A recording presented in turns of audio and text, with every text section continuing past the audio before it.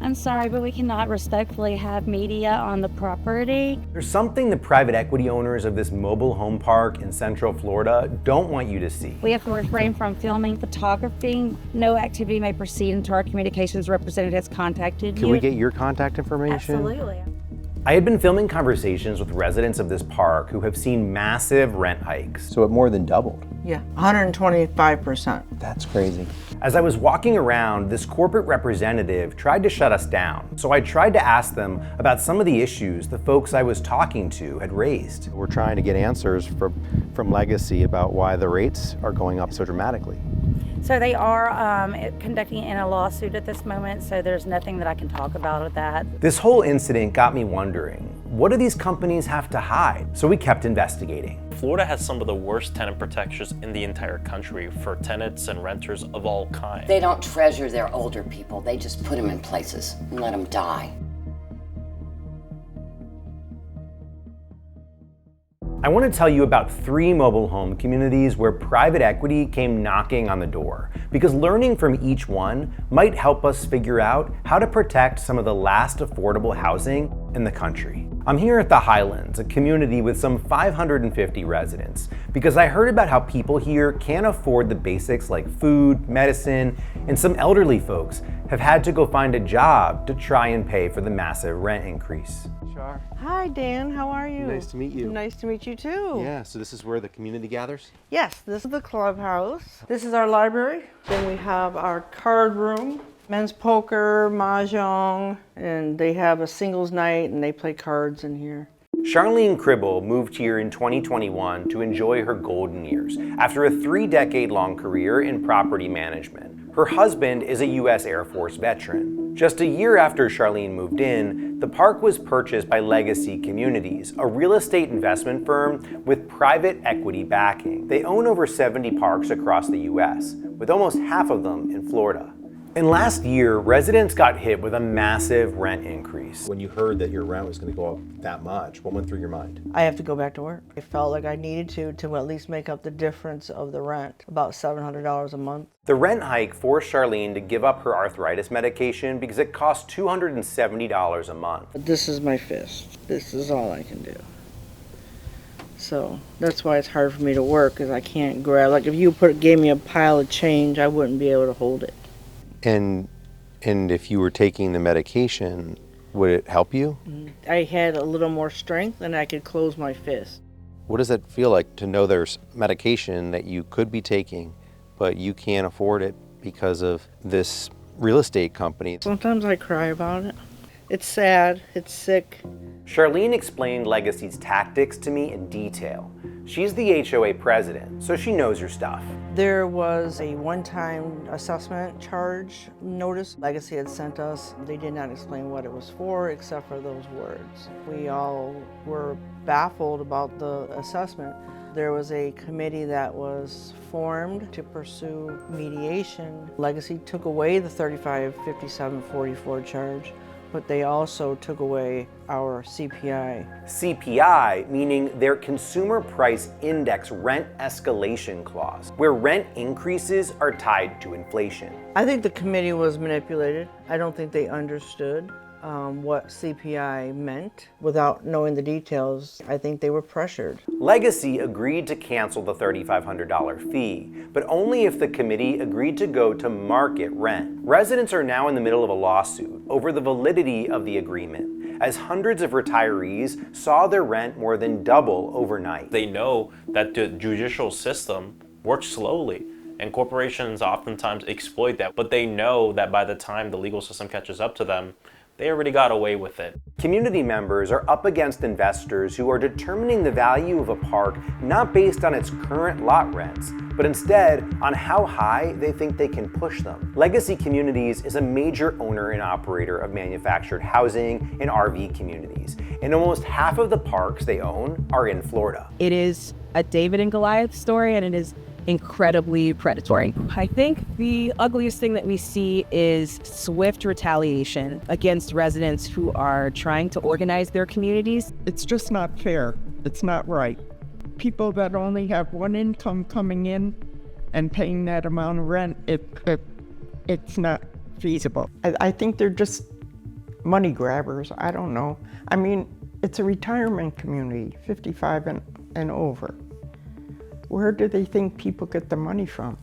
Gail Berghold lives around the bend from Charlene. She lost her husband 2 years ago. I have a car payment that I'm 2 months behind on already, so I don't have the money left in my account to pay it. A lot of people in here are just living on Social Security.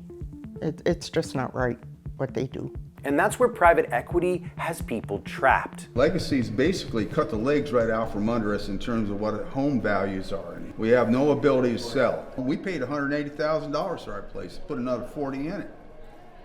I'll be lucky to get 30, 40 cents on the dollar. Why is the value of your home half of what you paid? Because of the rent. Because the rent doubled. We would love to sell it and get out, but we can't sell it because people are giving away their homes. Charlene and her community have spent more than $50,000 in legal fees trying to fight legacy. But the lesson here is that residents aren't giving up. They're organizing and fighting back. And increasing rents and depreciating home values aren't the only issues that mobile home residents are facing. Yes, she's my roommate now. She pays a certain amount and I cover out everything else. I saw this ad in the Nextdoor publication. 76-year-old Tony Corbett lives in Gulfstream Harbor, a mobile home park in Orlando owned by Sun Communities, a publicly traded company on the New York Stock Exchange, valued at over $16 billion. Residents have seen their lot rent go up almost 50% since Sun Communities took over the park in 2014. Oh, she's gonna come right to you? Okay. Tony ran her own limousine service called West Wing. She laughs about how she somehow fit the stretch Hummer limo in her driveway. Did you think that this was going to be what life was like at 76? Absolutely not. I mean, nobody thinks like that. I was in business until I was 69, and then I sold my business and came here to live, and it's been hard struggling. And they keep saying everything's going down, but it's not. Everything we see is going up. With residents like Tony at Sun Communities feeling so hopeless, I wanted to know if any park was having success taking on these private equity companies. Which brings me to the third mobile home park I want to tell you about, 1,400 miles away in Brunswick, Maine, where residents got wind of their park owner's intent to sell to private equity and faced a crisis over what they could do to stop it. Janet Fournier is one of the community leaders. Hey Janet, how are ya?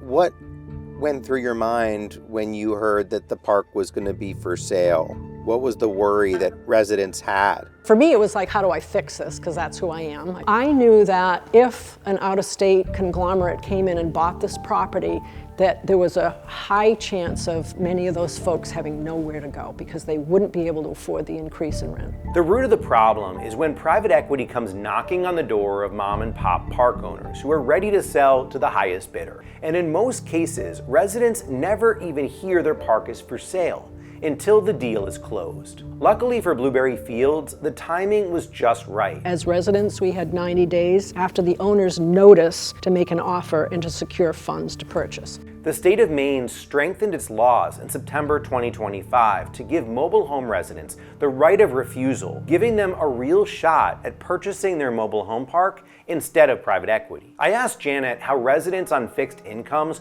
were able to afford to buy their park for over $26 million. She told me they got a loan and support from state and local governments, along with community organizations. It gives us peace of mind. We're in control of our own destiny. Do you think that the new laws in Maine have discouraged more private equity companies from coming in? I think so. I mean, it makes it more difficult for them. They've got competition. They can't just come in with their checkbook and walk over folks.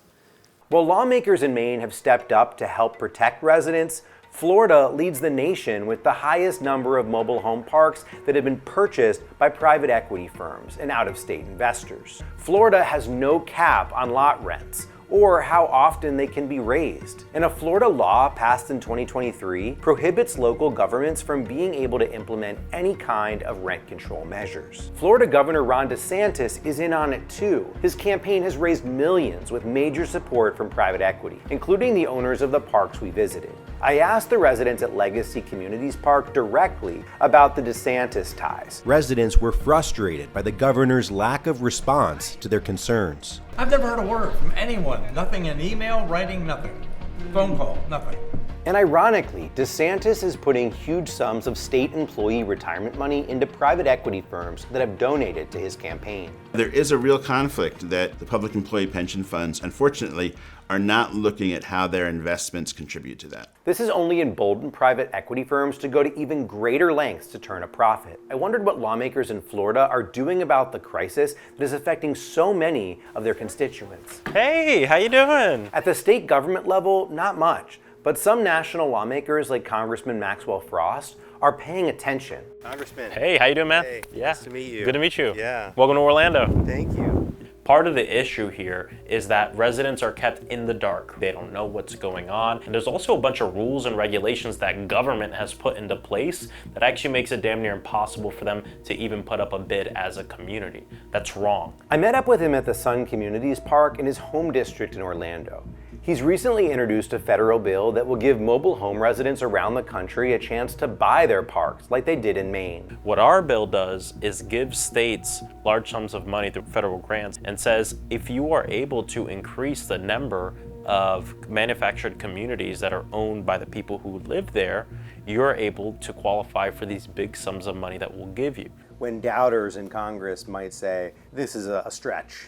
I say the only reason it's a stretch is because you just said it is. We're literally the ones writing the legislation. We're the ones here writing the rules for the nation. For residents I met already under private equity control in Florida, they know it's an uphill battle and long for better days that existed before private equity took over their park, but they aren't giving up. What do you think would solve this? This makes Legacy honor our original prospectus. CPI plus 2%. Okay. That's it. That's what we all signed for and agreed to. Do what you said you're going to do. That's all. Both Sun Communities and Legacy are two of the 6 private equity firms named in a congressional probe launched by New Hampshire Senator Maggie Hassan into the business practices that are having a harmful impact on residents nationwide. Okay, see you. I'll see you after a while. Going to book club. Okay, going to book club. Bye, Ellie. Spending your golden years in the sunshine used to be an iconic part of the American dream. Now greed has created a new reality for Florida's working class. Seniors are being forced to live with roommates again, and even skip important medication. But people like Janet and her fellow residents in Maine are showing us it's possible to restore that dream. It means rebalancing affordable housing towards tenants, not investors. Before you go, please support our work by liking this video and subscribing to our channel. We're always looking to tell more stories like this one, unpacking economic systems that impact all of our daily lives. Are there other issues you want to see us cover? Sound off in the comments. And again, don't forget to like and subscribe.